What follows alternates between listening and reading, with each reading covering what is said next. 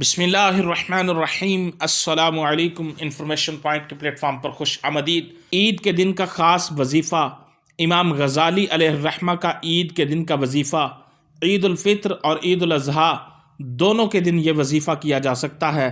مکاشفۃ القلوب میں امام غزالی علیہ الرحمہ نے لکھا ہے، جو شخص عید کے دن 300 مرتبہ سبحان اللہ و بحمدہ پڑھے اور فوت شدہ مسلمانوں کی ارواح کو اس کا ایصال ثواب کرے تو ہر مسلمان کی قبر میں 1000 انوار یعنی نوری روشنیاں داخل ہوتے ہیں، اور جب وہ پڑھنے والا خود مرے گا اللہ تعالیٰ اس کی قبر میں بھی 1000 انوار یعنی نوری روشنیاں داخل فرمائے گا۔ یہ عمل دونوں عیدوں یعنی عید الفطر اور عید الاضحیٰ دونوں کے دن کیا جا سکتا ہے۔